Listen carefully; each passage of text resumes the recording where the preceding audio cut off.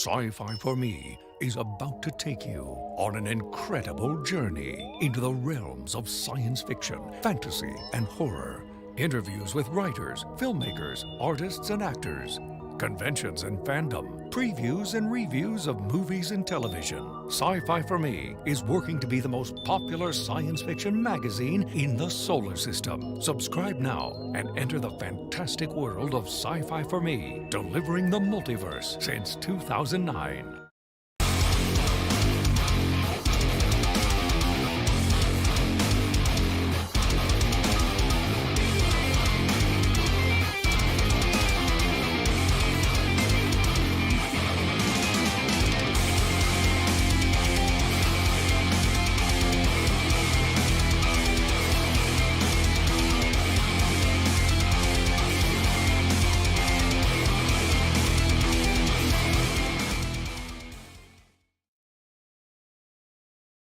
I am RJ Carter, Senior Managing Editor here at CriticalBlast.com, Chief Envelope Licker for Critical Blast Logistics, myopic proofreader for Critical Blast Publishing, and I do answer the phones now and then for some IT consulting work through, you guessed it, Critical Blast Consulting.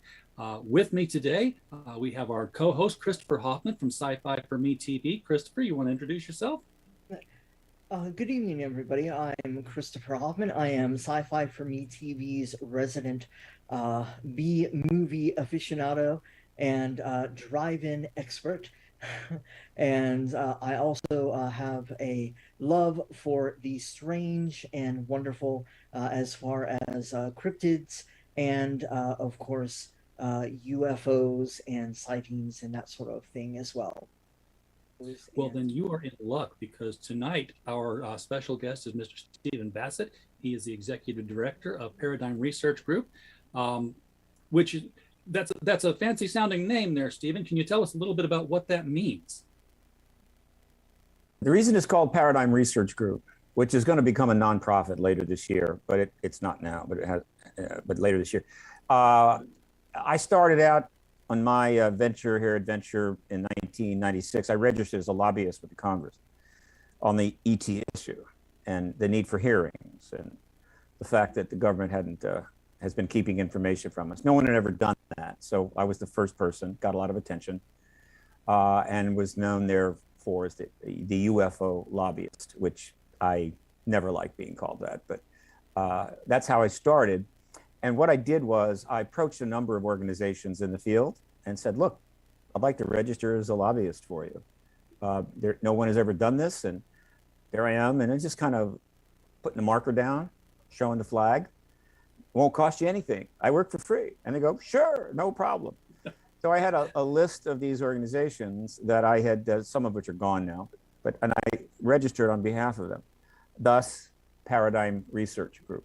All right, they were all research organizations, but I'm not a research organization. I'm a political activist organization. So it's a little confusing, but that's okay. And that's how it came. And Paradigm is what it is. I mean, there's a reason for that. Most people know what a paradigm shift is. Not everybody, but most people know. Yeah. It's a major change in the world with respect to how we view the world. It's used in a lot of ways that are not really appropriate or just casually used, but the discovery of the discoveries in relativistic physics was a paradigm shift. The atomic physics breakthrough, paradigm shift. So this, I happen to believe that the confirmation of the extraterrestrial presence will be perhaps the greatest paradigm shift in human history. Therefore, I'm very fond of the word paradigm, and I use it a lot. And I've spent years spelling it to people because a lot of people don't know how to spell paradigm. It's okay. What's a paradigm? They know how to paradigm? pronounce it. What? What's a paradigm? Yeah, what's a paradigm? Well, I'll say that. I mean, if they say paradigm, it's easier for me to spell it for them. Oh yeah, that's P-A-R-D-I-G-M. Oh, okay, that makes sense. So, but anyway, that's the name, and I'm sticking to it going forward. All right. It's I've been trying to remember the lessons that you and Darcy have imbued upon me during our last conversations. So they're no longer UFOs; they're unidentified aerial phenomena, and they're not ETs; they're extraterrestrial biological entities, right? No, I don't go that Or did I get far. that one wrong? Extraterrestrial biological entity is a reasonable statement, but it's a lot of words and a lot of syllables. They're extraterrestrials, not aliens, because alien is a term that has negative connotations related to other things. Extraterrestrial does not. And so extraterrestrial, harder to spell, harder to pronounce, but that's the proper term if one wants to be up to speed on this. UAP means exactly the same thing as UFO, exactly, except UFO was a term corrupted and demeaned and ridiculed and isolated deliberately by the government and those in society that simply weren't ready to deal with extraterrestrials. And so it became a massive liability. This happens all the time. You know of a number of words relating to various issues which you don't say anymore, okay? Yeah, you have to rebrand. Because they're not appropriate. A UFO is, its shelf life ran out a long time ago. UAP means exactly the same thing, but without the history of ridicule and being demeaned. Therefore, easier for politicians and journalists and high-level people at the Department of Defense to say. It's okay, they can say UAP and they don't feel uncomfortable. Well, I don't want them to be uncomfortable. So this is part of the terminology, truth embargo, not UFO cover-up.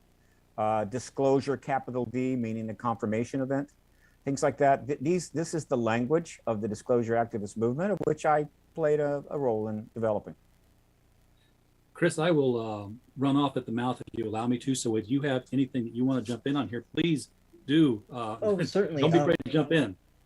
Certainly. Actually, I was going to ask Steve, since you are the political activist for Paradigm, and you work, you represent a vast array of different research bodies into UAFs. Do they, how excuse me, how current do they provide you with information? Is there a good exchange of information there, and then you receive that information and then you compile it and do your presentation to the different government entities, or how does that work? Yeah, let me clarify. Okay. Again, I signed up as a, quote, lobbyist for a number of research kind of groups a long time ago, and that was Paradigm Research Group. But there was not a lot of lobbying you could do back in 1996, 97, I assure you. You couldn't just get meetings at offices with members. I started lobbying. I started working with the media heavily. Most of my contributions are in journalism, not as a journalist, but as an activist, getting journalists to cover the issue. The relationships to those organizations that's long gone. I don't do that. I'm no longer representing research organizations. I'm a political activist representing. How would you say? I'm self-ascribed representing the public on this issue with respect to the government's actions. The public didn't take a vote or anything and anoint me that, but every issue has got to have activists, and they come in different varieties. I'm a populist activist. My interest is the public's interest, not the interest of a corporation or a college or a university or some energy company or any of that kind of stuff. I'm only interested in how the public is going to deal with, be treated by the government on this issue and so forth, and ultimately getting the truth. In other words, the disclosure event, confirmation of the ET presence, will obviously go around the world within days, and every single living person, other than a few living in the islands of the Indian Ocean, are going to know there's an extraterrestrial presence. Getting that truth in the minds of 8 billion people, that's my job. Stephen, hasn't the government sort of in dribs and drabs already confirmed that there is sort of an alien presence? I recall there was a mainstream news item where the Pentagon basically said, we are in possession of ships not constructed on Earth. Now, unless they're talking little rovers that were built on the ISS, that would lead me to believe something is extraterrestrial in their possession, and they've confessed to that. There's a lot of things on the internet. It's a wild and crazy place. but I'm pretty sure there's been no such statement from the United States government like that. They've said a lot of things which a reasonable person could listen to or read and go, yeah, that's extraterrestrial. But no government on this planet has ever confirmed the extraterrestrial presence formally. Right? Doesn't matter if somebody sitting in an office somewhere decides to, I don't know, call up a newspaper and say, hey, there's extraterrestrials here. That's not formal confirmation, and that's not going anywhere. We're not going to advance on this issue until a head of state goes in front of the head of state's people and tells them there is an extraterrestrial presence, and probably provides lots of additional evidence beyond what we already have. That's formal confirmation. That's disclosure, capital D. That has not happened. It has never happened.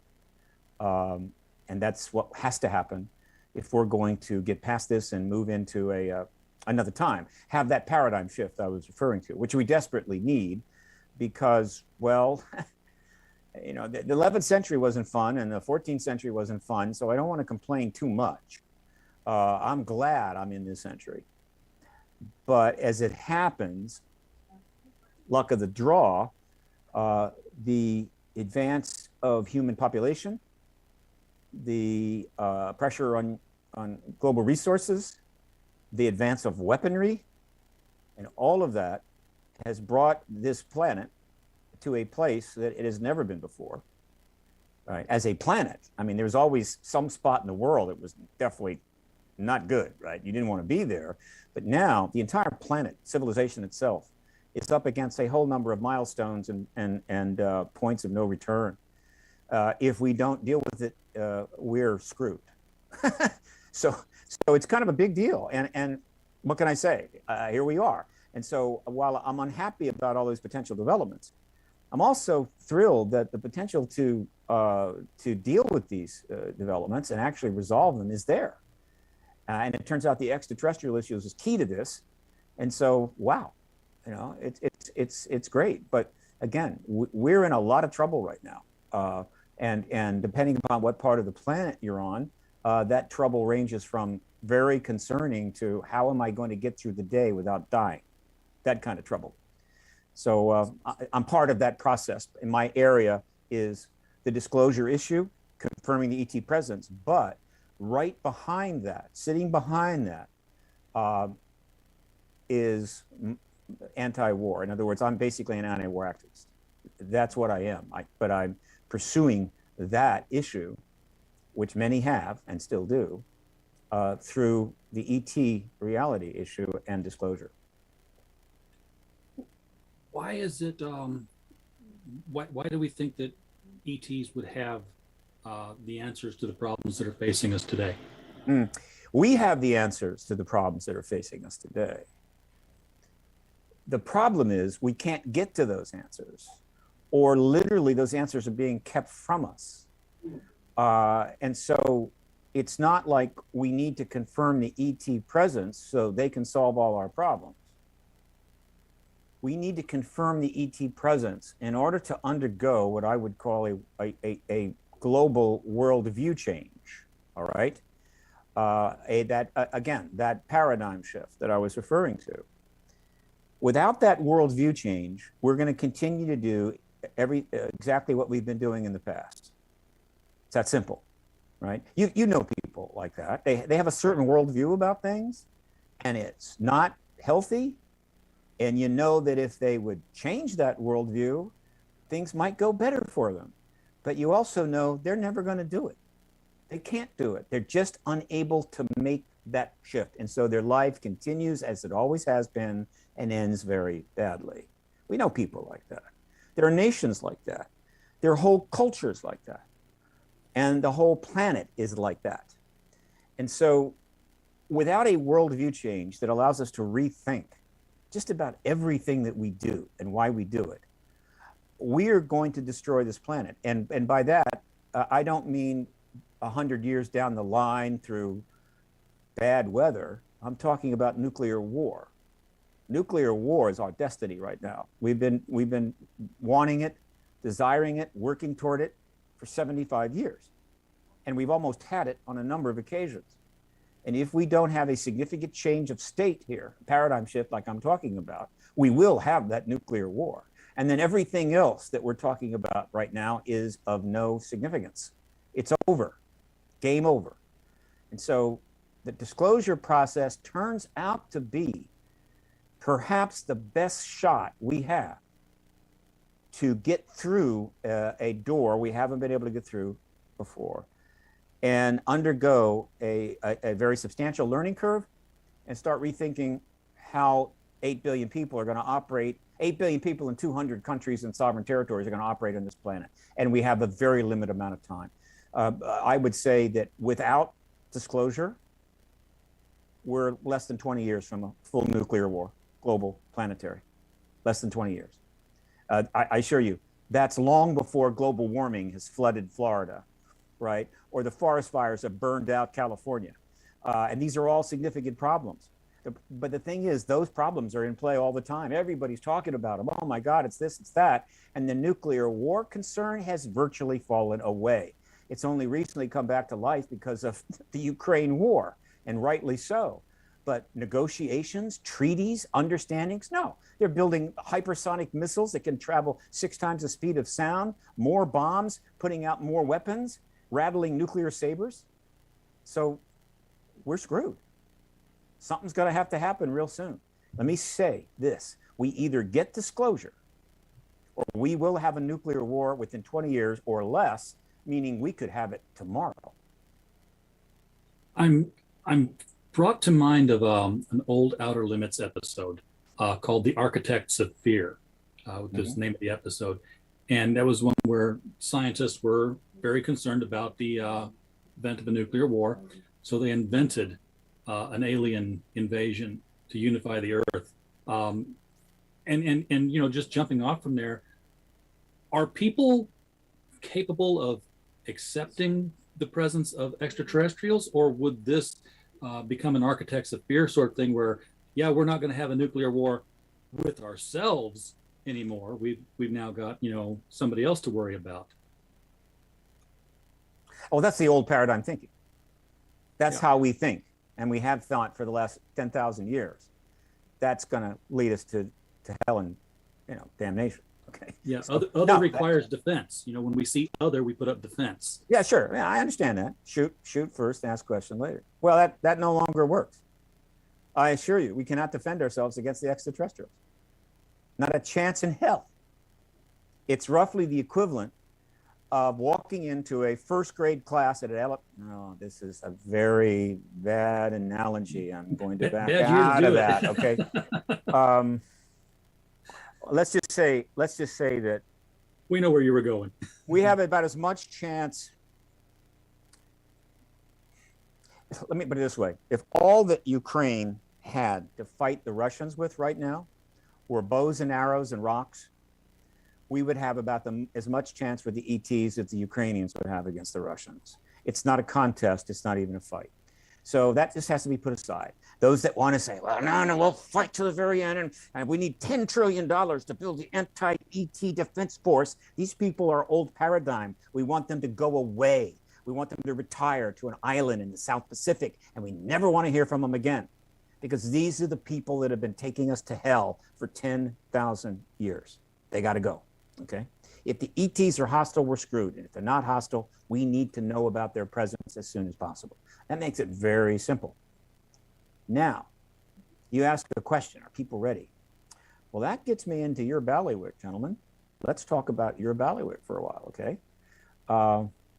One of the reasons that the human race is quite prepared to learn there's an extraterrestrial presence is this. Starting in 1951, 4 years after Roswell, the film industry, of which I'm very fond of, I'm presently in Hollywood working on a project right now, ran the first ET-based movie. It might have been something prior to this, but it was 1951. I forget the exact name of it. Invasion of the Flying Saucers. Yeah, it might have been that, right? Since then, there have been, I haven't checked it in a number of years, I'm going to go well over 500 movies that have gone to the theaters. Forget TV shows. Not even talk about that. Just movies in which extraterrestrials are part of the cast. Okay, you know what I'm saying? 500. The ET genre is the most lucrative genre in all of film history. I did an analysis of it about 10 years ago. If I were to update it now, I would speculate that the total revenues to the film industry in terms of ticket sales, product sales, advertising sales, Blu-ray, the whole 9 yards, you make a movie, make money, is easily well in excess of $200 billion. Of the 10 highest grossing movies of all time, I think 8 have ETs in it. All right. So so this is 75 years of the most successful genre. Can we even speculate how many people have seen a movie with an extraterrestrial in it of some type or another? Is there anybody on the planet that has it? Well, there's some. Sure. And so we've been watching movies about extraterrestrials. Then, as the technology got better and better and better, it wasn't like one of these 50s movies where some saucer comes down and maybe an ET kind of walking around. They have taken us into the galaxy. And now we fly through the galaxy, encountering various ETs and other worlds using warp drive. We literally can live out there, okay? So, wow, the idea that learning tomorrow, that in fact, the craft and the phenomenon we've been seeing is extraterrestrial, people are gonna run screaming out into the street, oh my God, it's ridiculous. And so the film industry and the sci-fi industry, right, in all of its glory, has done more than anything else that has happened since 1947 to make us quite ready. In fact, we were quite ready a long time ago, I assure you. We could have had disclosure in 47 and we'd have been just fine. The government made a different decision and lied to us 75 years about everything. So we're ready, and the sci-fi industry is ready. So here is what's going on right now, which I think you may know about, is that they're still going to make movies with extraterrestrials. In fact, there's several coming out soon, okay? And have no fear about that. However, because of the developments of 2017 and all that's happened since, and it's a lot, I'm sure you're aware of some of it, but it's my job to follow all of that. The interest in the real subject, the nonfiction subject in Hollywood, is now escalating fast, okay? And this is a major breakthrough. It's not something that Hollywood wants to crow about too much, and here's why. Remember I told you that well over $200 billion has been made from movies, sales, tickets, all that stuff related to extraterrestrials, where extraterrestrials are in the screenplay, okay? Yeah. In all of that time, from 1951 till today, not a single documentary about the UAP phenomena has ever been given the privilege of theatrical distribution by the film industry. Not one. Renting a couple of theaters for your personal project doesn't count. Yeah, I'm talking 1,000, 2,000, whatever. Never happened. Now that's intriguing, isn't it? Because now let's talk about that for a second. You've got movies about ETs taking in $1 billion, $1.5 billion, $2 billion, right? And as you go back, again, occasionally they bomb, but not often. And you know, I mean, and the people in Hollywood can read books. They know that there's this whole interest in the subject. We know that UFO is a big deal, and there's people interested in all that. It's all over the internet. In the early days of the browsers, it was the #2 sought search term right after sex. And so they know that there's huge interest in it. They know that with their tech, they could make $3, $4, $5 million documentaries that were perfect, fantastic, right? And so you make a $4 million documentary, give that theatrical distribution, you're going to make money. In fact, you can almost not lose money. And yet they would not do it. They haven't done it. And the reason they haven't done it is the film industry understood a long time ago. We can make a lot of money from sci-fi. We can make a lot of money with sci-fi with ETs in them. But if we start doing documentaries, well, the government might be displeased. And why do we want to displease the government when we've got a massive cash cow here? a money generator, right? You want to irritate the government? No, we'll make our money and the government will tell us about the ET presence when it's damn good and ready. Are you following me here? Okay. Sure. And so, guess what? Wow. Since 2017, a lot of people in this town started paying attention. And right now, this town is loaded with pre-production content. And I'm talking nonfiction, okay? Nonfiction content. You got a little glimpse of that when, about a year ago, a 4-part UFO, quote, nonfiction series doc, whatever you want to call it, streaming doc, was executive produced by Bad Robot, which is, of course, J.J. Abrams, who I think is well known in this town. A little bit, yeah. So, and there's another one in the works. Just a bit. Yeah. So that's a taste of what is coming. All right. And so, and now, look, I've been talking about this for years. I've been beating on Hollywood and the film industry going all the way back in the early aughts, telling them, what's your problem? What the hell is going on? Why won't you start producing these docs or fund some of the people in this field that know a lot about it and help them make a doc? What's your problem? Well, whatever. They're not going to pay attention to me, but I'm on record. Go YouTube it. And so now they're finally getting it. Okay, great. However, I want them to get it as fast and as large a scale as possible. And so for the last year and a half, I have been dealing with high-level production, funding, and producers and funders and production people in Hollywood to, how would you say, get them further involved in the real issue, not the fiction. All right. And this project is going to be announced at the late in July. And after it's announced, you want me to come back on the show? I'd love to. Please. We're going to, for this to succeed, we're going to need the support of a lot of people around the world. We think we can get it.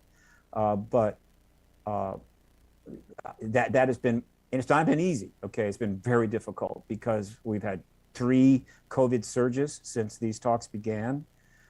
Then there's a war in Europe again. All this stuff. So it's been a really tough road, but we've managed to get through it. And this project will be announced late in July. And it's just one of many projects that are in the works. And so, the reason that I was doing it, and the reason I was being heard when I was talking to these people is they understood the message, the key message that I was trying to provide to them. And that's this.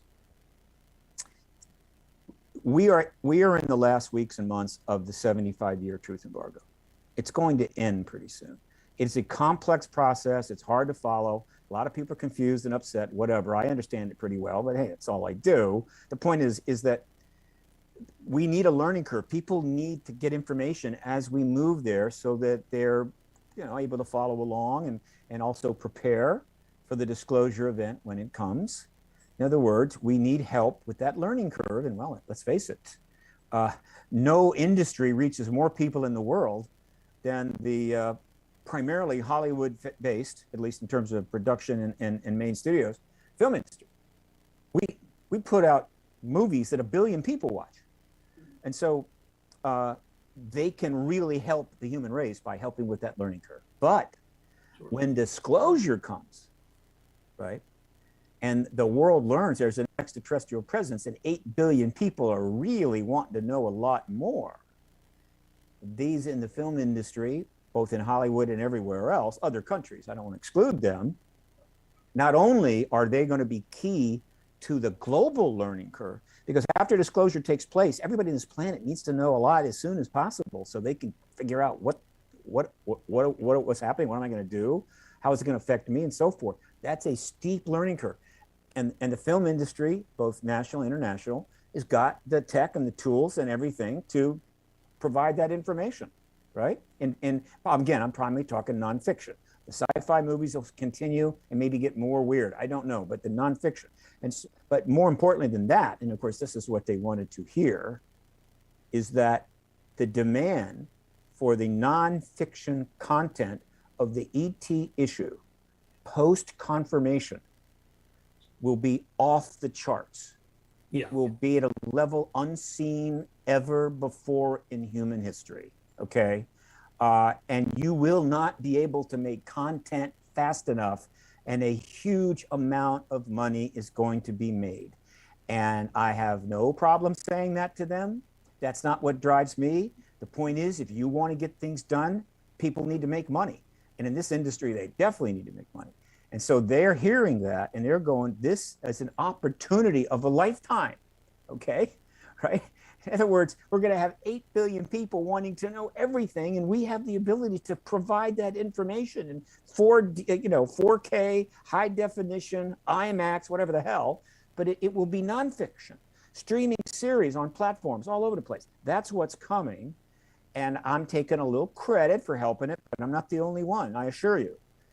So the age, I believe we've been entering for some time, the age of the documentary, where the documentary is going to become absolutely key and central to the education of people, right? There's already a lot of evidence for that, but we're just starting.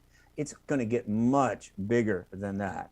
And so the age of the documentary is coming, and you're going to start seeing huge numbers of them turning up on the streaming service. You'll see streaming services that are just nothing but documentaries and so forth. And the ET issue is going to be the, what do they call, the killer app that guarantees that's going to happen. You know what a killer app is, right, guys? You know what that is, right? Okay. It's like you're not going to be able to make documentaries about this phenomena fast enough. And so they're hearing it. They're hearing me, thank God. And I know some of my colleagues are working on this too. So I'm very excited. I wish I was a little bit younger, because I'd like to be able to hang around to watch all this happen for many, many, many years. But my part in all this is going to be announced later in July. And so again, and let me also say that, you know, that sci-fi is more than just film. Sci-fi is a culture. When I was reading Heinlein back in the 50s as a teenager, I loved it. It was a big deal. I sort of knew that it was that's really important stuff, and sci-fi writers are amazing. Did I think that it would become this big? I don't think I could have imagined it this big, but it is massive. It is a culture. You have massive conventions, cosplay, everything. This is not trivial. This is huge numbers of people trying to engage the 21st century. Hell, they're trying to engage the 22nd century, right? They see the future in ways that only sci-fi writers could do, say, 50, 70 years ago, and they want to be part of it. So this is a big deal. Now, not all of the world is participating that way. Some countries, the people don't have the luxury of cosplay or getting involved in a lot of sci-fi stuff, but they'd like to, and that will only grow. But in the developed countries, sci-fi is a major cultural factor now, and that will become more important as we move forward. It is non-trivial, and I do not make fun of it, I can assure you. Now, at the beginning of the broadcast, you mentioned the update, the updated terminology for UAFs and the use of extraterrestrial as opposed to alien. You can see the poster over my shoulder for Alien Nation. And I'm wondering, since you and your colleagues are focused on the nonfiction aspect of the documentaries and getting that information out there to ease people into the big disclosure, how much of a hurdle do you see with things like that in like the mid 90s, the alien autopsy and all that kind of hokum sort of stuff? How much of a hurdle do you see in providing your facts and your nonfiction stance when we've also had a lot of people come in with all of this sort of P.T. Barnum, quote unquote, based on a true story stuff, and the mix with that with the sci-fi pop culture? How much of a hurdle do you see of getting the truth out there? The sci-fi pop culture is not a problem at all. They're going to be signing up for the streaming and watching the docs and having a good time, not worried about that. In terms of the, how would you say, mixed bag of information and stuff that's come out over these years, that they did represent issues back then, but not anymore. We don't have those kind of hurdles now. And with respect to that, with respect to every cockamamie story that was ever put out there, everything that was ginned up by people wanting to play ball or whatever, or crazy theories, or I say crazy, but just wild theories, whatever. Any of that has taken place, including outright hoaxes, as well as some make money schemes upon our love for the extraterrestrial. I don't blame those people at all. I blame the United States government, not the people in the field, not citizens. They're engaging the issue as they want to, and one of the reasons that it's a lot messier than it might have been is that the United States government made the decision in 1947, when they absolutely knew there was an extraterrestrial presence, had one of their vehicles, had dead bodies, one live body, Roswell, July 1947. They made the decision that they were going to deny this. They were going to undermine efforts, when possible, for the private citizens to engage it.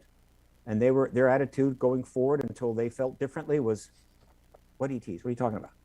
Right? What are you talking about? Yeah, weather balloon. They created a massive truth vacuum, is what they did. It's not a trivial issue. The government can lie about something over here. It's a little small thing, right? And so it can be a problem. They were lying about the most important information in the world. And so they created this massive truth vacuum. Well, you know what nature thinks about that. And so that basically made it possible for people to go into that vacuum and do all kinds of things. But that's on the government. That's not on the public. A somewhat ridiculous and yet pertinent analogy would be that in the early 20th century, as the nuclear science started to unfold and we began to learn about the atom and so forth, for national security reasons, the government stepped in and said, atoms? No, there are no atoms. This thing they're talking about, it's ridiculous, right? They're not atoms. There's no atoms. This nuclear science stuff is ridiculous. And so they denied it. And immediately, of course, that's a huge problem. The journalists didn't want to cover it because they don't want to look stupid, and the academics, they didn't want to lose their funding or whatever. And so we start off the 20th century with an embargo on nuclear physics. Sounds ridiculous, doesn't it? Yes. It's an exact analogy.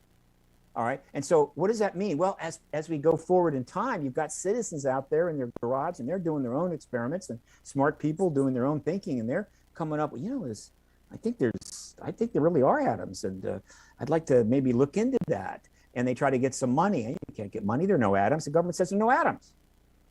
Okay. And so what happens then? Well, all kinds of people kind of jump into that vacuum and start coming up with their own theories about the nature of matter. Okay. It's really made up of jello, or it's actually not real. It's manifested by your brain, or whatever the hell. And so nuclear physics would have become a swamp. Would have become ridiculous. You couldn't get money, and you got a bunch of crazy people running around selling snake oil. That would have been the government's fault. That's what they did with this issue. So let's not be concerned about anybody that's come up either deliberately or unintentionally, whatever, with a story that won't pan out, or took advantage of the lack of proper understanding of this issue. It is the government's fault. And until we end the truth embargo, that will continue. The government would love for us to go after each other. You shouldn't have said that. Why did you make that film? That's so wrong. You're lying, whatever. They'd love it. They'd love us to just fight with each other until the end of time, until they're ready to end this truth embargo at their convenience, when they think it's okay, probably after they're dead, meaning, look, I don't want to be alive to answer those questions. I don't want to have to talk to the press about why we lied about this for 75 years. So wait till I'm dead, okay? Then tell them, okay? We're not going to play that game anymore. We're not going to fight amongst, I'm just saying, don't fight amongst yourself. Focus on the government. Get the truth embargo ended. Do everything and cooperate with what's going on right now, which is designed to end the truth embargo, hopefully this year. It's not perfect, and it's a little messy because it's complicated, but that's what it's trying to do, end the truth embargo. So help that happen, and don't worry about some probably fake film from 1980 or 60 or 40 or fake photograph from 1969. It's not important. It's irrelevant now. Yeah, because we've seen so much of the fakery that I'm certain that if the government came out tomorrow morning and said, this is Bob, he's from Beetlejuice. We've been hosting him here. He's got, his people are sleeping in the Lincoln bedroom. We've got people today who are like, yeah, you told us COVID was a real thing too. Well, they're not going to do that, though. I assure you, when disclosure takes place, the United States government is able to provide evidence where everybody's chin will just hit the floor all at the same time. They're going to play it smart. All right. They're going to say, if they're going to confirm, they're not going to do it in a way where millions of people can go, I'm not believing that. No, they'll put material in front of you, and anybody that says, I don't believe it, people are going to look at them and they'll give me a break, right? I assure you. Now, look, the government has lied so much for so long that, yeah, it's going to be a little tougher, right? When, the boy who cried wolf, they've been crying wolf for 75 years. So, yeah, there's going to be some resistance, but they know that. They're fully aware of that. And so it will be done in such a way. You won't get 3 gun camera footages of a gimbal or a Tic Tac. You'll get 500. All right. Those are safe ones too. But I mean, those kinds of things are pretty safe for them. Are they going to drag a crashed vehicle out on day one? No, I don't think they're going to do that. They're going to bring out some alien bodies, and say, hold your nose. Here's what the aliens look like. No, they don't have to do that. They're not going to.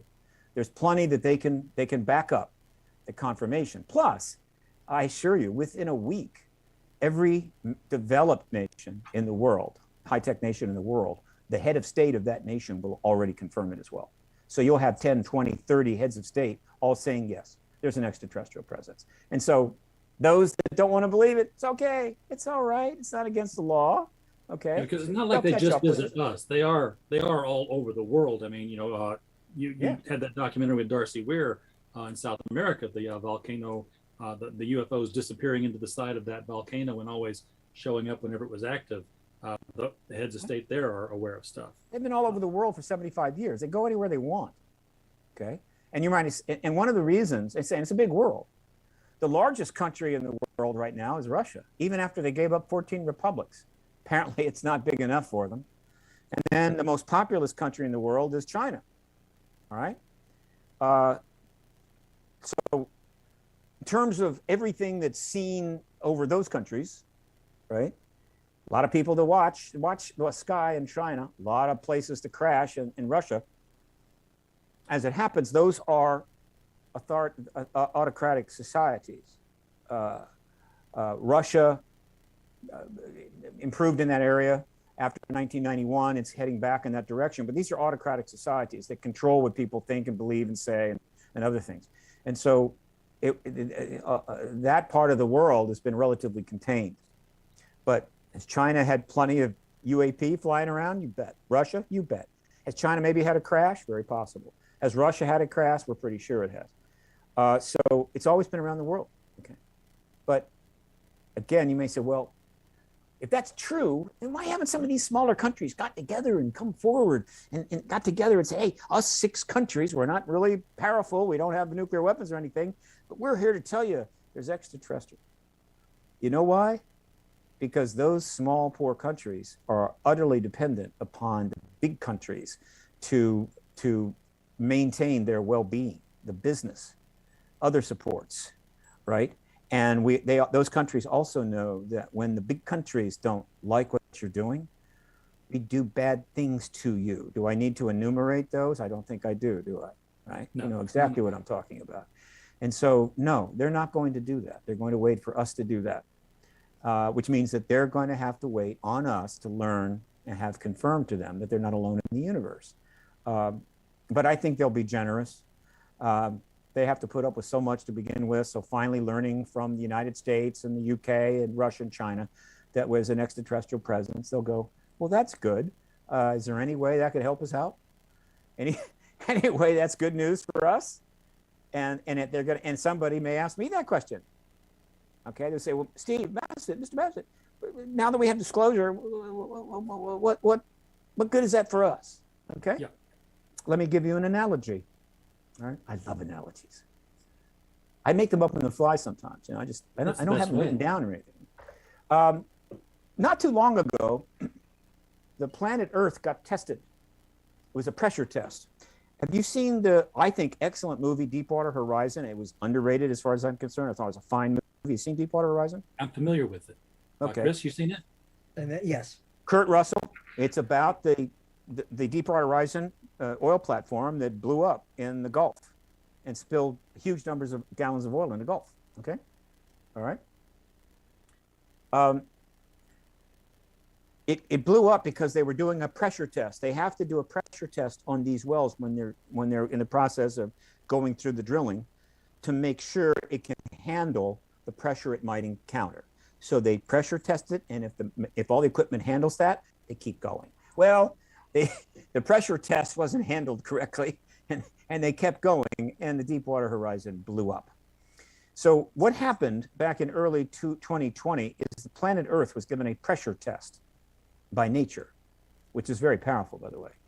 There's a lot of people that think nature is something at our bidding. We do what we want, and nature will accommodate us because we are the supreme species on the planet. We are gods practically walking this earth.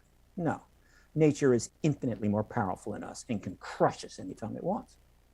So it delivered up a global pandemic, the biggest, widest spread, ultimately maybe the most impacting pandemic in all of human history. And when that pandemic arrived, the most powerful nations in the world didn't have enough hand sanitizer. We didn't have enough masks. We didn't have enough ventilators. We didn't have enough ICU care. And we got overwhelmed. We got overrun.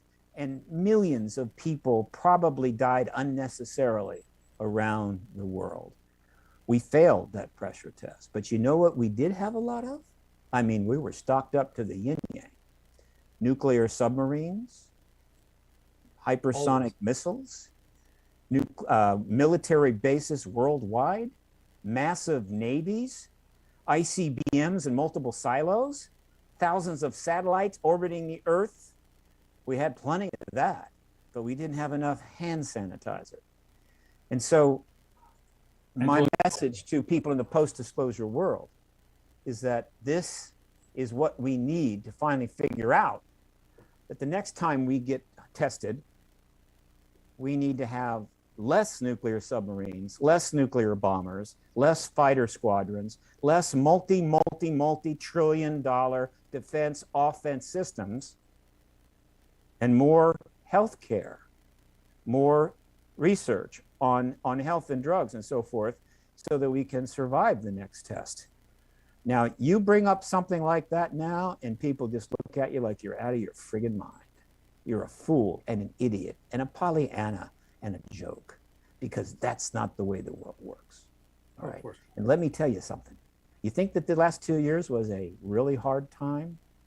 Nature has got stuff they can deliver up that will make the last 2 years look like the biggest party you ever lived through.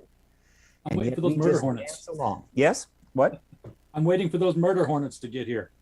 How about plague-carrying murder hornets? Okay. Oh, that's even better. Right?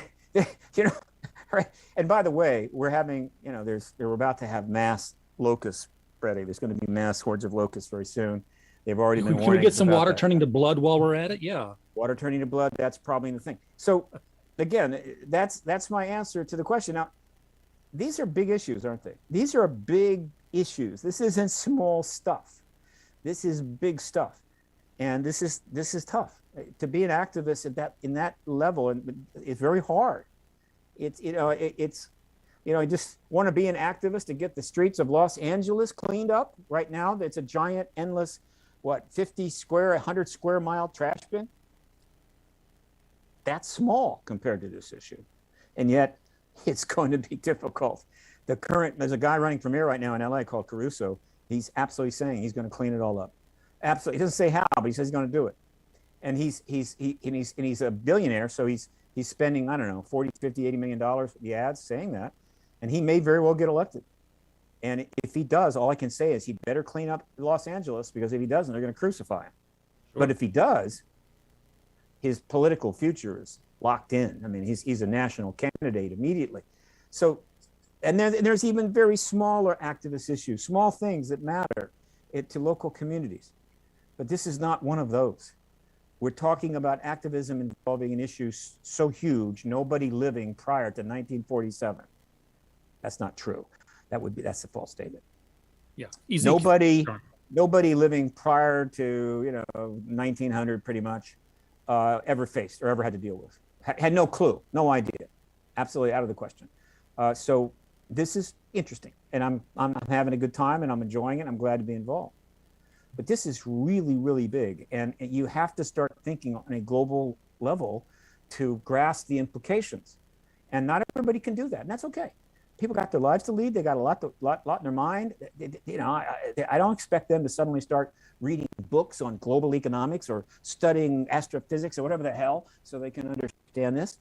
That's the job of the activists, and it's the job of the media to start providing information that will help them understand.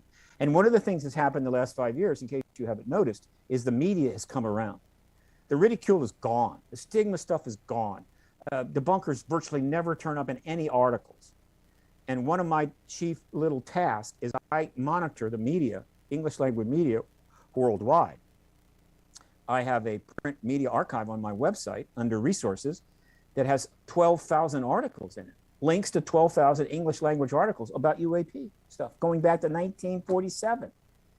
And there's probably 20,000 more that I can't link to because they're not available on the net, but they're sitting in archives and microfiche all over the country. But those early days, there was a whole bunch of nonsense and the coverage was not enough. But in the last 5 years, it is just taken off. The media coverage is so great, I cannot cover it fast enough. It's a fire hose. And so now the media has come around. Hollywood is coming around. And so the basis for the Congress to take action and be politically safe is now fully established, which is why Senator Rubio got into this. Senator Gillibrand has got into this. Senator Warner has gotten into this. Congressman Gallego has gotten into this. Congressman Walker got into this. And recently, Congressman Tim Burchett, a fine conservative Republican from the great state of Tennessee, a good old boy, religious, very conservative, went on a show called On Balance on News Nation, a right-leaning television operation, and was the first sitting member of Congress and possibly the first member of Congress sitting or retired, I'm not sure about that, but sitting member, the first sitting member of Congress to look into the camera and say, essentially, this phenomenon is extraterrestrial. Now, I don't know if you caught that, but that's what he did, right? And then he repeated it, and then he went down to the May 17th press conference, watched it, stood around, waited afterwards because he knew the media was going to come and talk to him, and he pounded it again, and he's been talking about it since. This fellow from Tennessee is now the leading, he is the member of Congress further forward on this issue than anybody else. Who would have predicted that? Tim Burchett, first one. Now, over the next month, you're going to see some more members of Congress in one way or another, without being too blatant, basically say to the camera, it's extraterrestrial. Or maybe they'll do what they should do, is say, I'm not saying it's extraterrestrial, but it's extraterrestrial. But it's extraterrestrial, yes. So let me ask you this. I mean, we have the nuclear proliferation issue, and we've been talking sort of around this the whole time. And I've been hearing, nuclear proliferation since the 70s when I was a kid. It's like, yes, we're on our way to killing each other. Yep. Disclosure happens. Mm-hmm. Why does that flip a switch in everybody's head to say, okay, nuclear proliferation doesn't happen now, particularly given the fact that, if these extraterrestrials are here and are watching us, apparently they can turn on or off our nuclear missiles at will. That's right. They can. And they have done so anyway. Yeah, they can. They have done that many times. So, yeah, that's a great question. Now, I can give you 2 hours on that, but I'm not going to. I'm going to be nice. I'm going to be nice to you, okay? But I do lectures on that 2 hours long. Okay. It's not like flipping a switch. Don't think of it that way, all right? It is a paradigm shift in thinking. It's a paradigm shift in the understanding of the world as we knew it, and now we now know it. And so when you talk about the paradigm shift of relativity, it took quite a while for Einstein's theories, not a long time, to prove. It took a while to prove them, but they were eventually proved. It also took a while for the physicists worldwide to sort of come around to it and go, okay, wow, this is challenging, and what have you. And then eventually, it's literally a key aspect of all of physics and a major part of our understanding of the world. But not long after that, quantum mechanics started developing. All right. Now, quantum mechanics is also another paradigm shift in thinking. Yeah. And this was worse than relativity. I mean, relativity was basically saying, look, the effect of motion through space affects the passage of time. It affects mass. And people, yeah, really? And it's like, okay, all right, I get it. Quantum mechanics, makes that, makes that look like a bedtime story. Quantum that whole mechanics, quantum entanglement thing just gets me. Yeah, unfathomable, right? Once you get down to the quantum level, the world is not even hardly recognizable. And so that paradigm shift's been underway, okay, for a while. All right, now, that's pure science. The paradigm shift that we're talking about is, there's some science involved, yeah. But really, the paradigm shift we're talking about is in worldview. Worldview. Now, that's something that a lot of people don't think about much. Danny Sheehan, my good friend Danny Sheehan, that's all he thinks about. Right? He can talk worldview for days, and he will if you don't stop him. Right? That's why you need to bring some sort of, I don't know, taser or something when you talk to Tanny. But the point is that everybody in this world gets up out of bed, assuming they can get out of bed, with a worldview up here in their noggin, all right? It is essentially a matrix of beliefs, knowledge, facts, some emotional memory and whatever, and you put it all together, and that's their worldview. That's what they use to interface with whatever part of the world they're going to interface with. And it's very similar to a computer in the sense that computers will have a fundamental operating system, and there's many different kinds, all right? And that operating system is kind of the worldview of that computer, and it is what has to deal with whatever you throw at it, right? I mean, it's like you install another program, you want to do this or do that, that operating system is going to deal with it. You change that operating system, and suddenly things you could do, you can't do, and things you couldn't do, you can do, all right? So that's our worldview.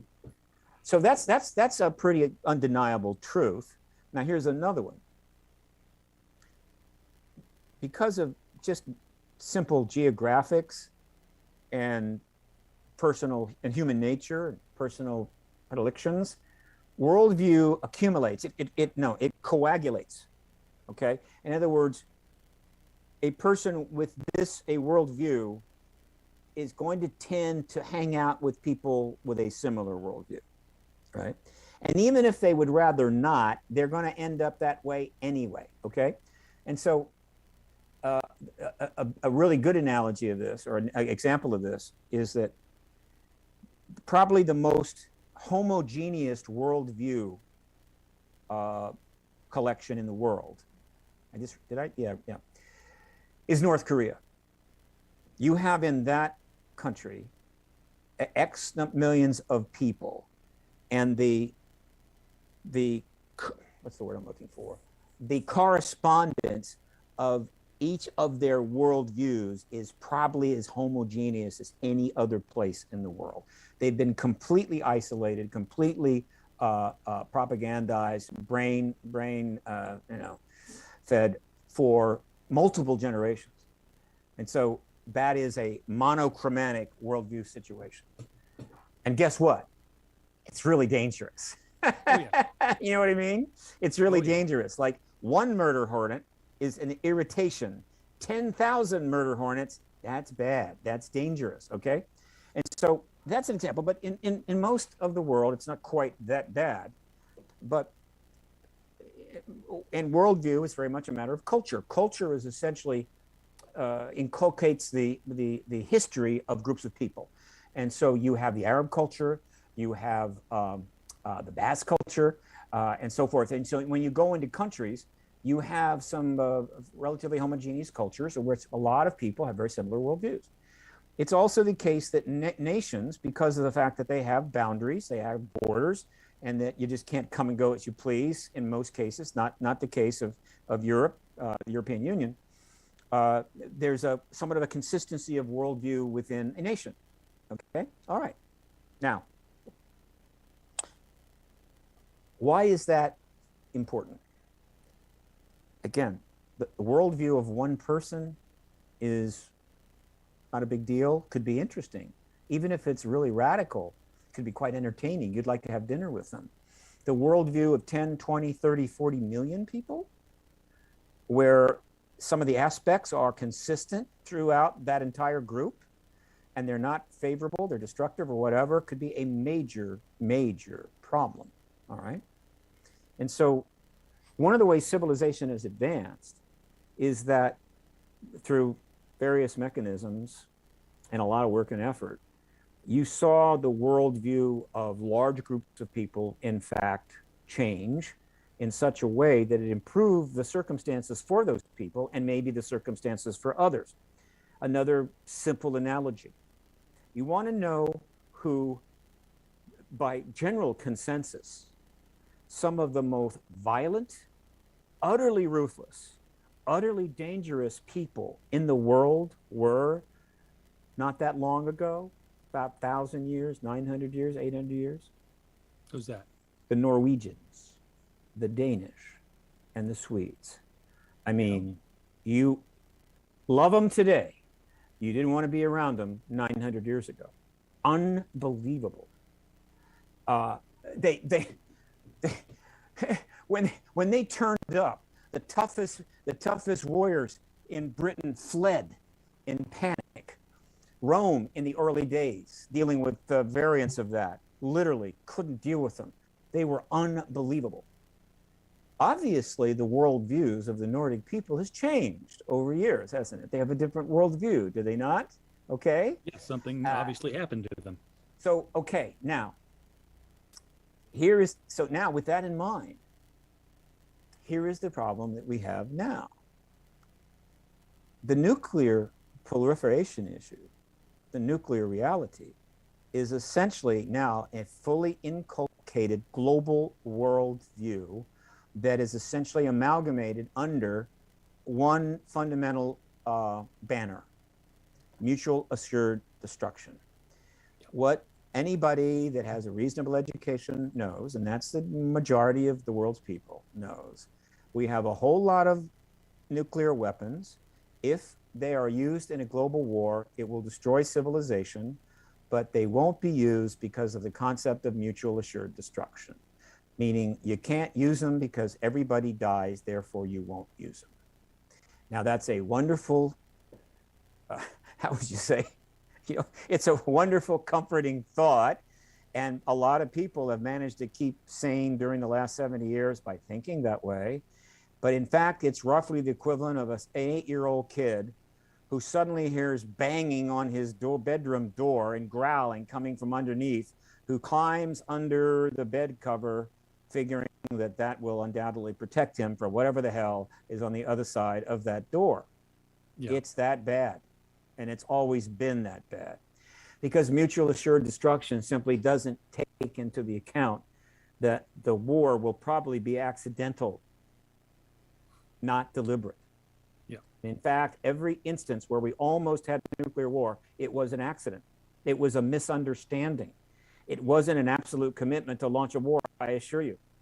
And so mutual assured destruction is a convenient illusion that has allowed us to go 75 years, and by 1986 have already built and stockpiled 86,000 nuclear weapons. We are thrilled that we've got it down to about 18,000 now, 20, I forget what it is, not remembering that we only need about 1,000 of them, and it's over.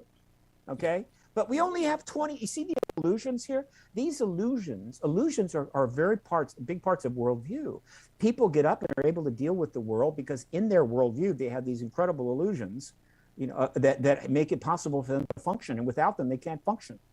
And so worldviews are made up of a lot of things. It's not a bunch of clear, solid facts and a lot of well-known history and great common sense. No, you're filled with all kinds of crap up there but people need in one way or another in order to get by.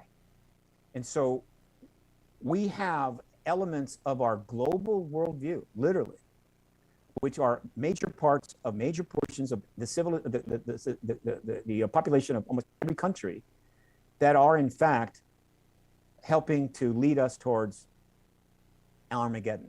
Okay. Now, that's a big deal.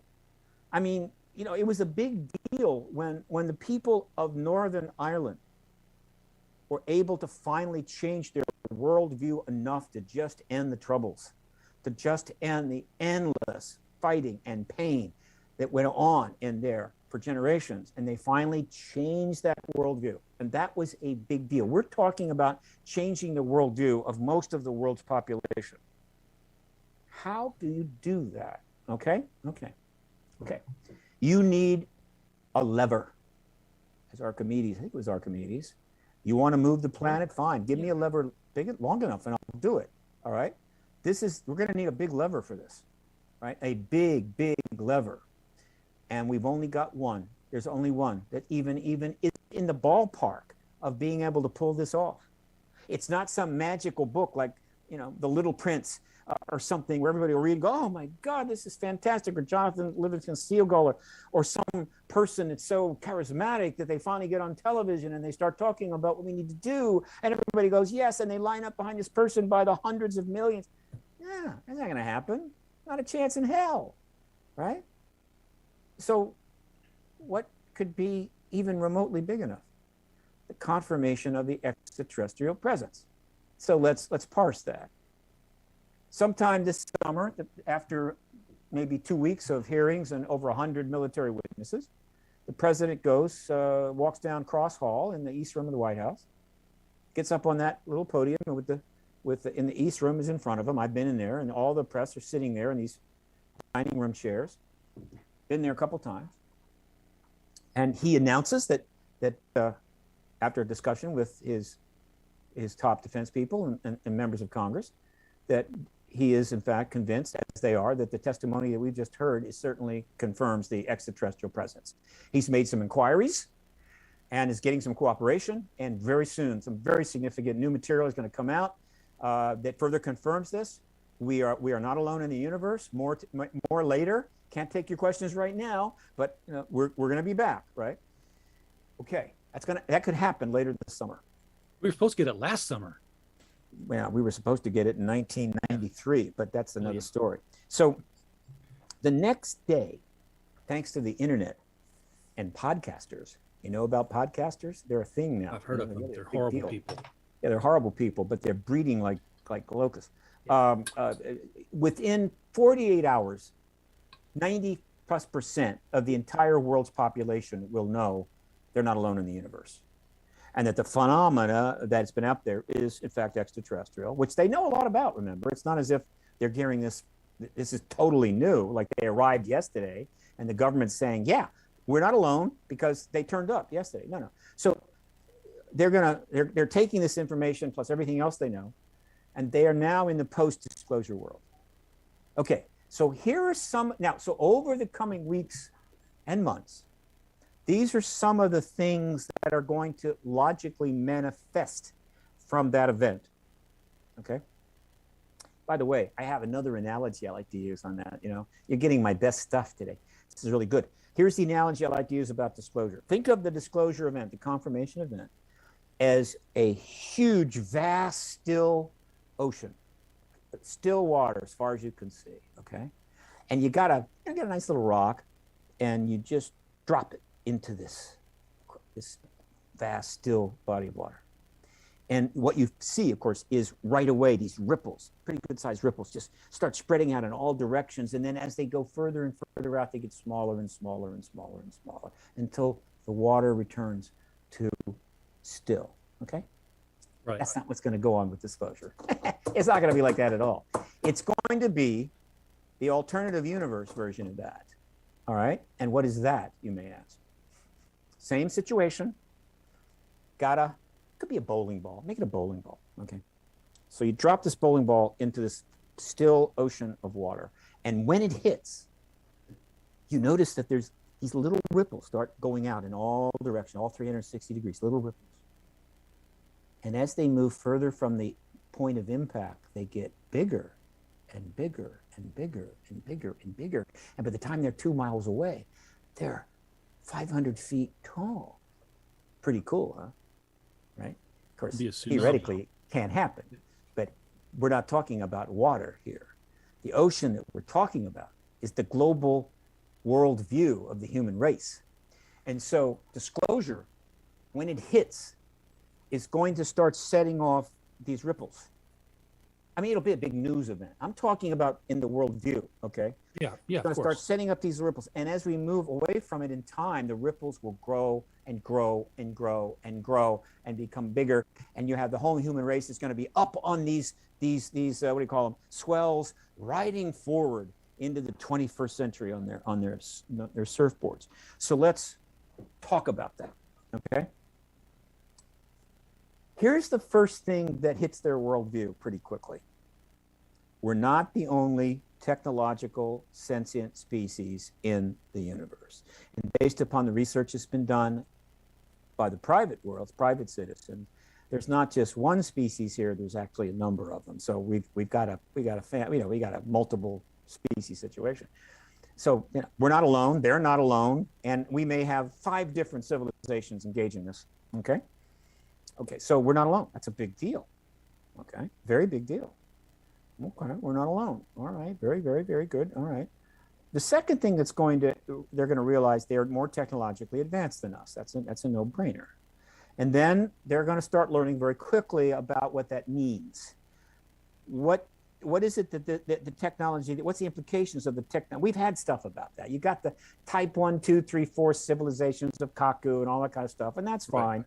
And people sort of listen, but but with ET disclosure, they're going to be paying attention. They'll be, and Michio will be getting a lot of interviews. The point is that they're going to pretty much realize very fast, because we've been telling them this for years, but now they're going to listen, that understand, folks, we're not alone, and we can't defeat or defend ourselves against a bad version of these extraterrestrials. It's not the way in the movies, right? You go to the movies and it's the Tomb Raider, and halfway through you see, Angelina Jolie, who weighs about 96 pounds, her arms are like this thin, and she's laying out Navy SEALs, right? She's just smacking them around, throwing them, no, that doesn't happen in real life. In real life, she's taken out in about 2 seconds. So they're going to understand these advanced species, we cannot defend against them. They have technology that makes it impossible.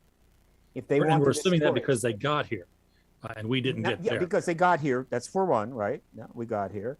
And because we also know enough about our current technology to know that if we were to take our technology now, take it out about 400 or 500 years, the things that we would have, including antimatter weapons, we could blow the whole planet up. And so very quickly, you're going to have plenty of thoughtful, well-known people saying, look, folks, I don't get all lathered up about whether the ETs can hurt us or whatever, because there's not a damn thing we can do about it. Okay, fine. Okay. Let me interject. Again, let me finish this one point. I'll go to the next one. Okay, go right ahead. So on this particular point, what I'm trying to make is this. They can destroy us anytime they want. Apparently they're not doing that. That's nice. Okay, so if you're worried about, does Russia have enough land, or is China's economy going to ruin everything for us? Or we just don't like Catholics, or I don't know, whatever the hell is going on. And so we need to keep our military sharp and frosty and be ready to attack at any time to destroy humans or whatever. What? So maybe you destroy the Ukraine and you bring it in, you make it part of Russia. The ETs can come and blow Russia out of the water in a couple of hours, destroy it, make it nothing. And so what are we doing? Why are we killing each other over ideas and over land and resources? Because we think we'll be safer if we have more land and more resources, and if you're more destroyed, when there's civilizations out there that can wipe the floor with us. And so that's one little non-trivial change in how you think about how we're conducting our geopolitical affairs. I'll stop on that one. Hit me.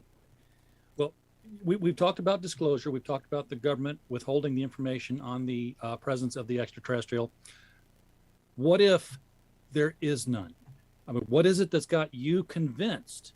What was the watershed moment where you knew these extraterrestrials were real and that the government's holding back? That's like because we've sort of taken it as a fait accompli at this moment right now, because, you know, we both know that, you know, the universe is just too big, and we've seen so many sightings. Okay. But I totally agree. Let me mention this. And all of the discussions that I've had in Hollywood, all the people that I've talked with, and all that's going on now, I can assure you, the issue of whether extraterrestrials are behind this phenomena is not even on the table. It is a fact. It's accepted as fact, right? It was proven a long time ago, all right? So that's becoming not even an issue anymore. As for me personally, when I was in my teens, I started noticing certain articles that were turning up in the press about this phenomena. One of the ones I remember probably the most from that very early time was I read the Look magazine article, the Betty and Barney Hill case, 1961. Yeah, I love that documentary. No, I'm not a genius. I'm smarter than the average bear. I read the article and I said, well, that's an extraterrestrial event. It was obvious. I had no bias. Nobody had ever in any way tried to convince me of any of this in any other article. So I'm approaching it from a completely unbiased point of view. I wasn't religious, never have been, never will be. So logically, that was the only explanation. So in my early teens, I knew it was true. That's not what you're looking for, though.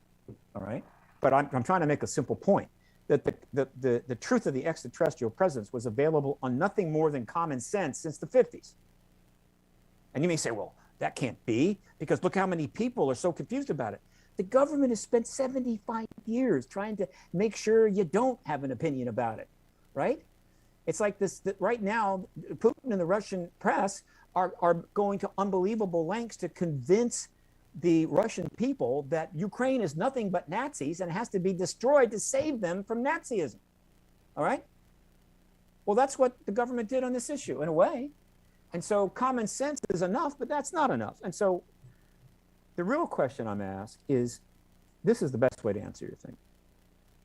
I mean, I could go through 2 hours of all the evidence that's been amassed. We're not going to do that. I don't want to. I'm not going to. Nobody could get me to do it. But I am asked this question. If you want to point me to one thing that pretty much confirms the ET presence in terms of everything in the last 75 years, what would it be? And I have come to a very, very strong conclusion about that. One book should do it. If you are unbiased and you are reasonably educated and you can think. And it's Witness to Roswell by Don Schmitt and Thomas Carey. One of the many books they wrote about Roswell. And there's actually a Witness to Roswell, either Witness to Roswell or Witness to Roswell edition, because they added some more stuff. I think it was some deathbed testimony. What that book is essentially the summum bonum of Don Schmitt and Tom Carey's work on Roswell. Schmitt being the lead guy, Carey has certainly been a major component. And what is that work? They have interviewed more Roswell witnesses, first hand, meaning they were there, or if they were dead already, their children, including deathbed testimonies, okay, than any other living people on the planet. Hundreds, all right? And they have compiled in that book, essentially, the fundamental essence of all of that testimony. And when you read that, there is absolutely no other possible explanation than that we're extraterrestrials crashed at Roswell, period.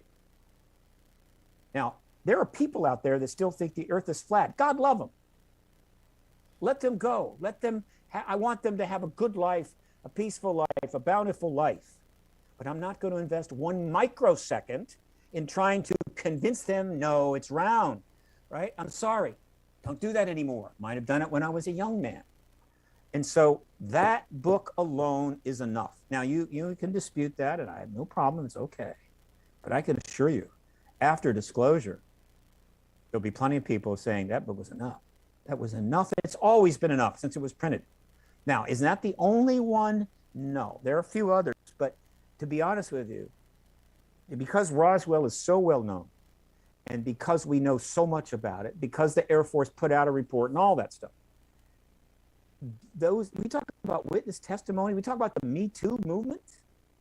People are, you know, we got a movement, a Me Too movement was pretty powerful. And if 8 or 9 or 10 women come forward and basically all have roughly the same story about a particular celebrity, the chances are that celebrity's career is done. It's toast. Yep. It's over.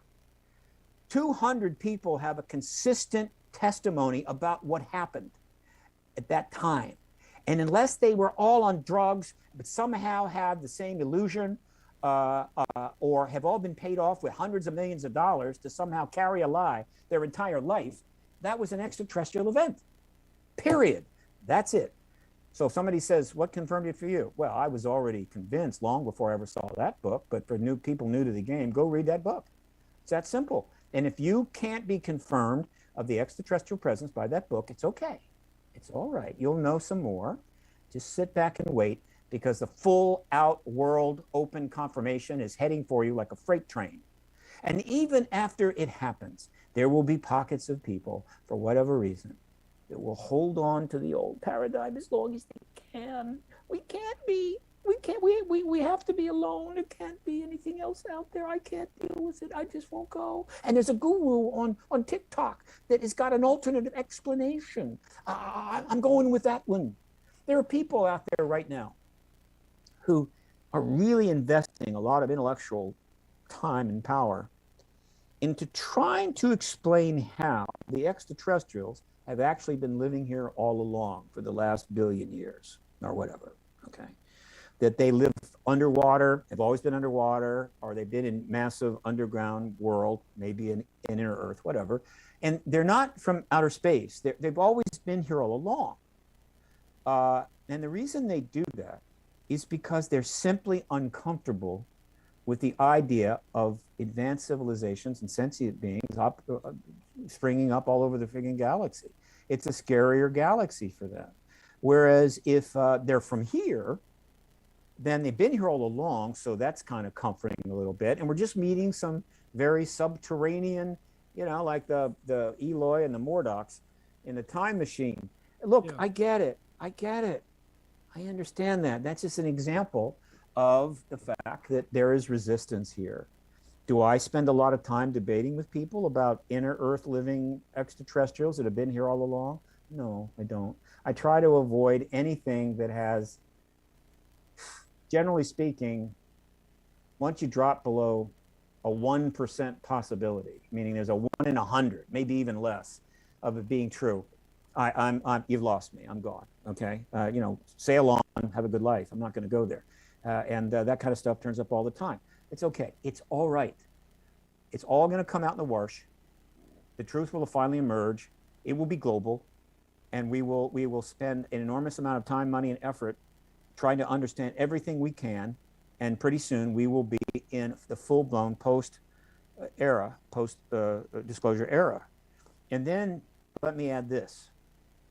And I'm not trying to be, I'm trying to be exotic or anything. I'm not trying to ask for attention, but I've been at this for 26 years. I spent a lot of time hanging out in extraterrestrial brains. Now, I know that sounds a little kinky, but it's not hard.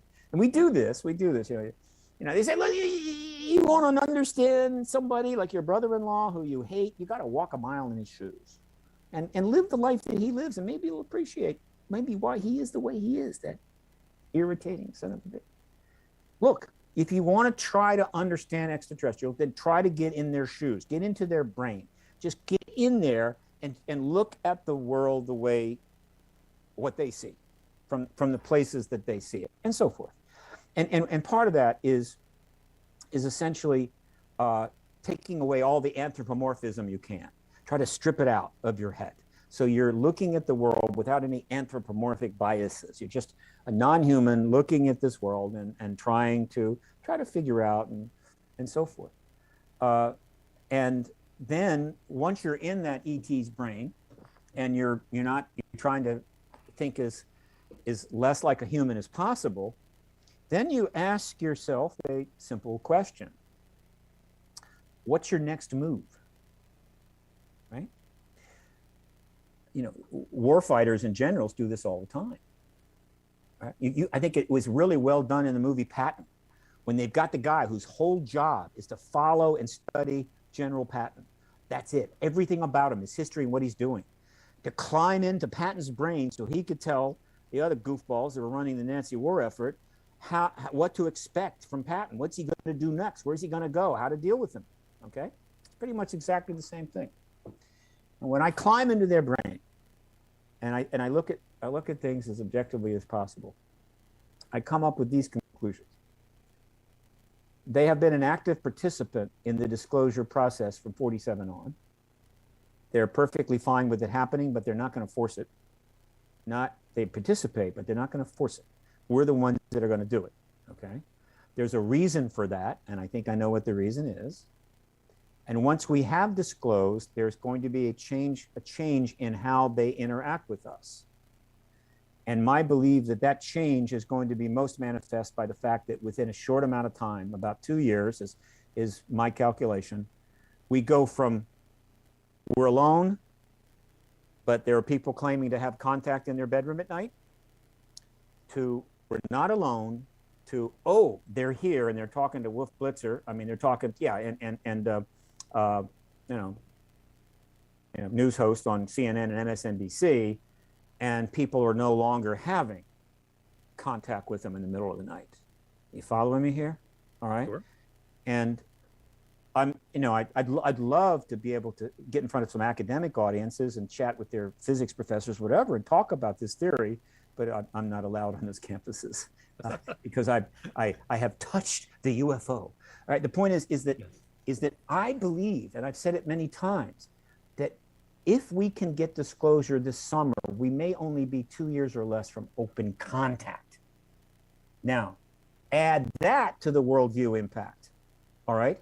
Now you have open contact with these ETs. They're talking with our world leaders, or they're talking with journalists, and we're getting accounts of it. Maybe we're even getting a YouTube video. I don't know. And now we're trying to adjust to that. Okay. We're in another world altogether. And the compulsion, not the compulsion, but the world is clearly going to be impelled to examine all of its premises, all of its policies, all of its treaties, all of its fundamental geopolitical thinking, and decide whether it's a good idea, productive or not productive. All right? In other words, should China invade Taiwan because they just really want it back? Should the Ukraine war continue? Should we start another 20-year Afghanistan war? Does it matter if a third of the world is starving to death in terms of the rich people in the developed world? Does that matter? Does it matter that we're wasting the world's resources? Does it matter we've gotten to 8 billion people? We should have never passed 3 billion, and we're on our way to 12 billion. All of these things suddenly become very legitimate things to address in an appropriate real-time way, not just wild speculations of futurists or ideological activists whose ideas have a zero chance of ever amounting to, jack. No, everything can be re-examined now. And everything can be thought of, how can we change that? How can we eliminate this? How can we add that? We could be 2 years from that. And the only thing standing between us and that possibility is the United States government, even now, though I love what's going on, still has the policy that we do not have the right to know, we do not have the need to know, and we can't handle this truth. But they can. Right? These incredibly well-grounded psychological superpowers that are working in the Pentagon and in the USAP programs and over at the Air Force, here, there, whatever, they can handle it, not a problem. You know, they just got the right stuff. But we would fall into a puddle, you know, just melt into a puddle if we learn. That is still the policy. And like Tommy Lee Jones says in Men in Black, you know, a person is smart, but people are dumb, stupid, panicking animals. And that's their view. That's a little harsh. I wouldn't go that far. But you get the point. It was a good line. It was a good line. It's a great movie. It's a fantastic. Chris, I'm going to let you. Can I tell you a story about that movie? Can I tell you a story about that movie? You mind? Absolutely. And then I'm going to let Chris ask the last question. We've got an hour and a half of our hour. So you're lucky. I could have nailed you with 3 hours. The point is, in 1997, I go to my first Roswell Festival, which is the 50th anniversary. It's a big deal. It's a big friggin' deal, right? And I'm not that well known. I think I might have already been on Coast to Coast once. I didn't get involved until July of '96. So we're talking basically 1 year later. But I mean, some people knew about it. And so, but I'm not speaking or anything, but I'm just there and I'm walking around seeing all this stuff and so forth and meeting some people. And I'd seen the movie Roswell, right? The one that Paul Davids did. And so I met Paul and I met a couple of other people. And so, you know, I wanted to make a good impression. I wanted to show that I'm a good guy and all that. So I had this wild idea. It turned out there was a movie playing in Roswell, and I called up the theater and I said, look, there's a group of us coming down. We want to watch this film, okay? And just want to, you know, make sure there's going to be some seats and so forth. But then I happened to mention this. The movie was Men in Black, okay? That was the movie. So it's a movie about UAP, not surprising. But one of the people I was bringing with me was Paul Davids, who made the movie Roswell, right? Which of course had only been out a short amount of time, all right? And obviously Paul Davids is a star in Roswell, right? He made the movie Roswell. And so, great, come on down. We'd love to have you come down. So about 6 of us went down, had Paul Davids, and we go in and they say, hi, Paul, and everything else. Naturally, they comped us. Comped everything, you know. They didn't comp the popcorn, but they comped the movie. And so 6 of us, including Paul Davids, watched Men in Black in Roswell, 1997. I think Paul has always been fond of me for that reason, but it was a fun time. That was 20, how many years? 25 years ago. It's hard to believe. Anyway, last question. Chris, to you. Yeah, actually, with the upcoming disclosure and Steve, you've also talked about the following years after that, with possible contact with the various alien species. Do you think after the disclosure, would there be sort of a global unification looking towards the stars and maybe more of a emphasis on space exploration and that sort of thing, since we have confirmation that there is something beyond our pale blue dot? Oh, yes, indeed. The the lines outside of the requests will start pouring into universities all over the world of kids that want to come to university. I want to major in physics, science, whatever, astrophysics, whatever the hell. They're going to just massive surge in interest in that. Obviously, NASA is going to be quite pleased. NASA, of course, has known about the ET presence since it was formed, but now, boy, all bets are off. And so that's going to be great. And so, yes, the whole idea of what's our future in space will be a huge deal. And that will be one of the major areas of discussion and what have you. We may learn about some rather important technology the government has been sort of keeping under wraps that may be very significant in terms of that. We'll see about that. All right, so that's going to be a big deal without question. But there's another factor here. This is advanced stuff. This is advanced exopolitics 205, graduate level. I believe that not only are we going to have open contact in 2 years after disclosure, but I believe one of the first things we're going to learn from the ETs is you got to get rid of the nuclear weapons. And our answer to that is why. Reasonable question for why. We got to put them on the ship to go to your place. Yeah, we're smart guy. You're a very smart guy, Jason. It's like, you know, we were rather fond of them and we've put a lot of money in them. So why? And the answer is going to be this. Whether you know it or not, I do know, and there's plenty of people that know, but most people do not know, is that we are virtually closing in on interstellar travel physics. We're very close. The theory is developing. We're starting to understand it. And of course, that's been significantly spurred on by the fact that our government has known for a long time that they're moving star to star. So they know it's possible. Therefore, that's very motivating in terms of finding out how the hell did they do that? It's not hard to get money for something that you actually have a prototype. Well, they got the prototype.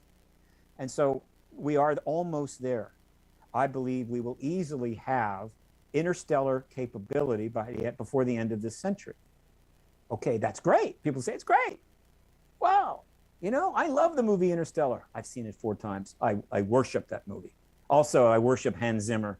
Man, I'd love to meet him. I got to meet you, Hans. Have lunch with me. The point is that, okay, and the point is,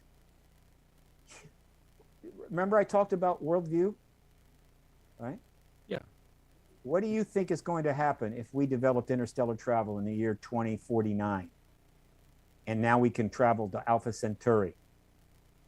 We're going to go there, right? You think anybody's going to say, nah, let's, we can go, but like we've got so many other problems here.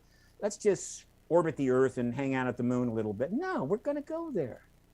And being humans, being the wonderful humans we are, we're not going to go without some protection.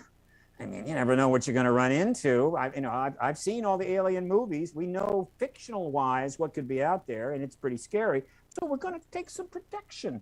Water pistols? What do you think? No, we're going to take nuclear weapons, okay? We're going to take nuclear-type weapons on our interstellar craft as a safety precaution in case something bad happens. Now, if you are the extraterrestrials, that is never going to happen. The logic is absolutely 100% solid, right? Now let's turn it around. If we got let's say that none of this ET stuff was happening right now, and we just, they weren't even here. But we've developed our tech, we developed our interstellar travel, we build interstellar craft, we put some nukes on it, and we head on out. And we go to Alpha Centauri area, the complex up there, and we discover an advanced planet. Whoa, got sentient life, no problem. High tech, no problem. And we notice that, wow, they recently developed atomic bombs and they used some, and looks like probably they could have interstellar travel like we do in about another maybe 50 years. What do you think we'd do? You think we go, wow, that would be bad. Let's go home. Just come back to Earth and go, boy, I sure hope they don't find us, right? Be pretty bad if they showed up with interstellar craft and nuclear weapons. No way. We would have 2 choices. You cannot allow a species that is willing to build interstellar craft and put nuclear weapons on them to get anywhere near you. And once they get interstellar travel, they could turn up at any time. What, you're going to keep your eye on the entire friggin' space between us and Alpha Centauri? And so you are just waiting for them to show up. No way. You have 2 options. You either destroy them or you engage them and make a very important case why they need to get rid of those nukes, right? And if they say, no, we are not going to get rid of those nukes, we love our nukes, and if we want to come into space, as far as we're concerned, the galaxy's free carry, and we're bringing our nukes with it. right? Right? And then you're going to say, no, you're not, because we already have interstellar travel and a lot of pretty nice technology. You build a starship, we blow it up. You build a starship, we'll blow that up. And we'll keep blowing them up. And you can have all the damn nukes you want. You will never leave your planet with them. Okay? That's the only two options you have. There are no other options, right? Oh, you could, no, there is a third one. You don't destroy the planet, and you don't demand that they get rid of their nukes, but you take it over and you run it, right? You run it, right? Now, the only reason I don't include that option is because any advanced civilization that actually thought it was a good idea to take over our planet and run it is out of their friggin' minds, right? They have the galaxy to deal in and travel at all kinds of wonderful things they could do. Running the Earth? Running the human race? They care about us, and we're stupid, and they want to take care of us and make sure. Oh my God! You know, and so I've turned it around. What I'm trying to say is, open contact. They're going to tell us to get rid of the nukes, and we're going to not have a choice. And if we don't get rid of the nukes, we're not going to have interstellar capability. They'll stop that. If we do get rid of the nukes, then guess what? Now we can play with them. Now we can be part of their world. We're safe. Okay, you want to hang with us? No problem. Okay. If you were going to have a get together at the ballpark, would you, and a couple of guys, just to play some ball, and 3 or 4 of the guys wanted to bring AK-47s with them, just to be safe in case somebody tries to hit them with a baseball bat, you're going to tell them, I'd rather you didn't come, right? So it's the same thing. They're going to get rid of the nukes. And then we can be involved with them. We can play with them, which means that even before we develop interstellar travel, we may have access to interstellar travel, meaning we can fly on their ships maybe, or they'll provide one. I don't know. All of these are realistic possibilities that we can't even get to because the government still says, nukes, the ETs, I don't know. Are you sure? And I'm saying, man, come on. Let's get on with it, for crying out loud. Right? Yeah. How many crop circles do they have to put down in the UK? How many times do they have to allow themselves to be seen?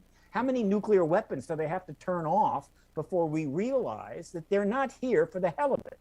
That they're just not, hanging out like we used to hang out at the Steak and Shake, right? To get burgers and shakes and chat it up with each other.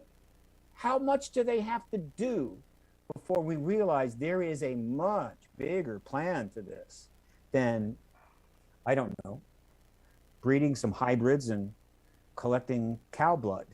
All right? Mutilating some cows. All right. So there you go. Only took a half hour to get that last point across, but I wanted to do it because it's my best stuff.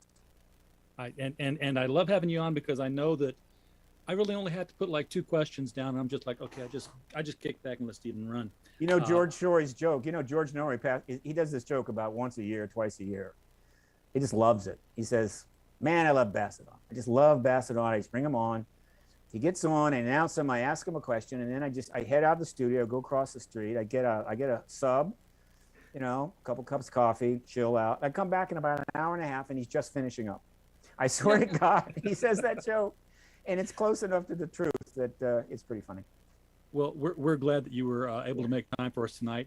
We do need to wrap up, but we do appreciate you being on here.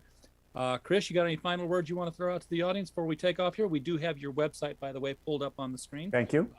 Paradigm, I'm going to go off the top of my head, but I think it's paradigmresearch.org. .org.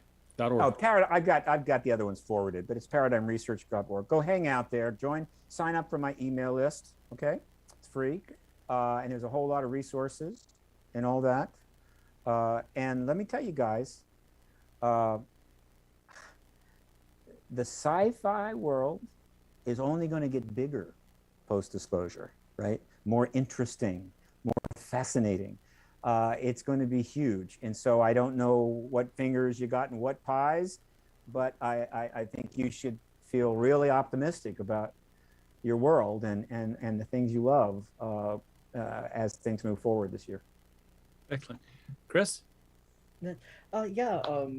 we're here at Sci-Fi for Me TV over on YouTube and Odyssey.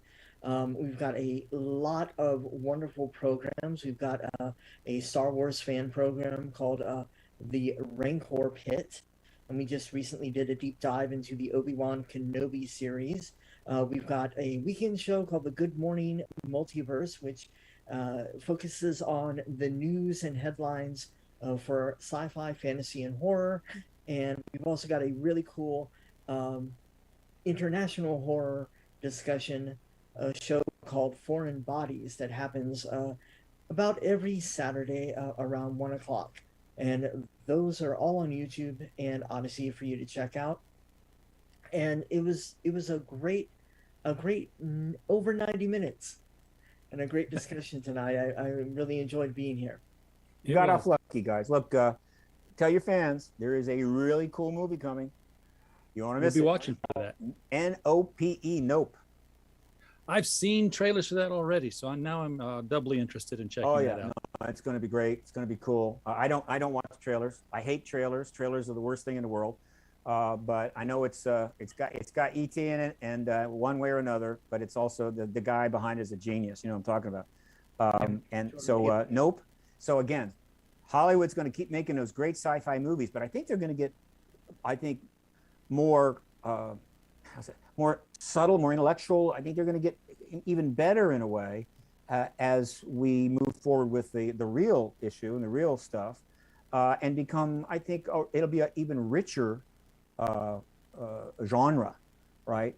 Because once the ET reality is legitimized, it really allows a lot of writers in the industry to go places they couldn't go before. So Absolutely. I feel very optimistic for the future. All right. Thank you for being on the show, right, folks in the chat. We appreciate you being here tonight. We don't have a show without you. We're just a podcast falling in the woods. And while you were here, of course, as I always say, I just hope you had a blast. Good night, everybody.